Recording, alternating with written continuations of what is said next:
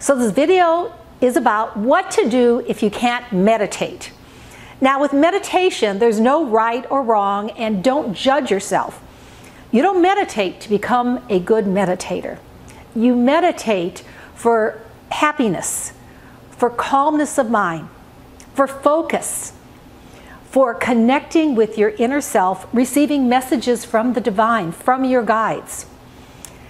So I'm going to go over 4 different kinds of ways and things you should consider if you're frustrated or having trouble with your meditation. And these are based on the book, The Cloud of Unknowing. The Cloud of Unknowing was written in the 14th century, and we don't know who the author is. It's a mystic, but we don't know who.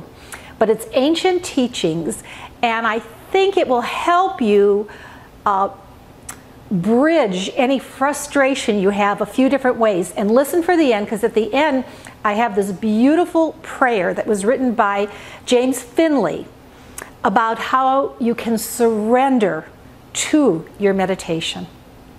My name is Gloria. I am a life coach and spiritual teacher. You can see some information on that below.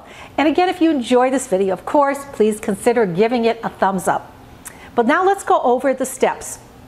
So the first I want to go over, and I want to also talk about meditation, why we're seeing it more mainstream, I think, now. I started meditating in the 1970s. But as a collective, we're going through such a change into different energies, and we're going more heart-centered than head-centered. The heart-centered with self-love, love for the collective, and meditation helps us drop from our head into our heart. Okay, so the first step is to simplify. Maybe you're trying too hard. Maybe you're not sure of how to proceed. Just try just to sit quietly and give yourself all to God, whichever term you want to use, source, infinite intelligence. Just simplify and give all your love. Just think of love going from yourself, from your heart center to source. That's it. You're dropping down from your head to your heart and giving all your love without asking for gifts. You're not asking for anything. You're just putting this love out there. And this will really help the collective. Just simplify. Just think of love to the source.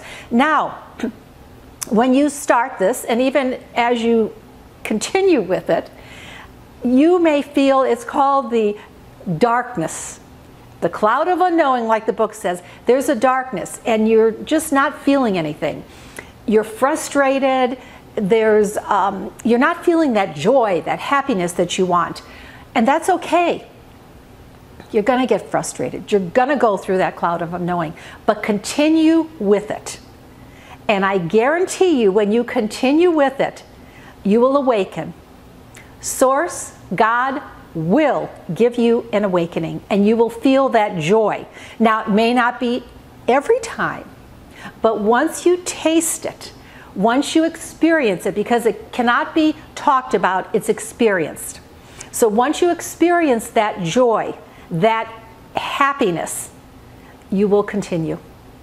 So again, you go through that period of darkness, that period of frustration. That's okay. Continue giving your heart, your love to source. The second, it helps sometimes, as they suggest in the book, think of one word and just keep repeating that one word. It could be love. It could be peace.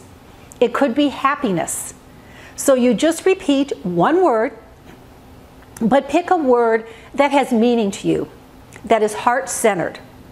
And then you'll think of other things, just come back to the word. You think of other things, come back to that word. So one word. The third is distractions. And distractions are normal. They're a part of meditation. So again, don't judge yourself. Every day will be different when you meditate. But if you have the distractions, think about it as you're looking over somebody's shoulder. And you don't want what you see, you want what's beyond that shoulder. Something else. You're looking for something else. Look beyond someone's shoulder with that distraction. Then that what am I going to make for dinner? No, that's not what I want. I want beyond that. I want that happiness. I want that peace. Now the fourth one is, I think was very brought home to me. It's a fear. And it could be a fear of being ungrounded, a fear of being vulnerable. Like what may come up if you truly just give yourself, your love to God, to Source, to infinite intelligence. I can compare it. I don't know if you've ever gone mountain climbing. I have. And you frustrate, you get up, but then when you get to the top, the cliff, you have to rappel off that cliff. And that's fearful because you're hoping your belay, your ropes, everything is going to be okay, that you have that trust, and yet you jump off that cliff and it's exhilarating. Well, it's the same in meditation. There's a fear. You're jumping. You're being vulnerable in an unknown territory. And you might be thinking, am I safe? Can I be safe in this space? If something comes up, can I deal with that? So in response to that, I have a beautiful prayer that was written by James Finley, and he has a podcast, Listening to the Mystics. Turning to the Mystics. And if this vulnerability, this fear is there, this is what you should repeat. Lord God, or if you prefer, infinite intelligence or Source, whatever name you want. Lord God, you understand infinitely more than I do the way my mind wanders, the way it does. I drift away. I drift away. I come back. I drift away. But I know, no matter how much I drift away, you will never drift away from me. And you're infinitely in love with me in the midst of my drifting waves. I am asking for the grace to put my confidence in you. Isn't that beautiful? So be vulnerable. Go to that heart space. Connect with that happiness, that joy.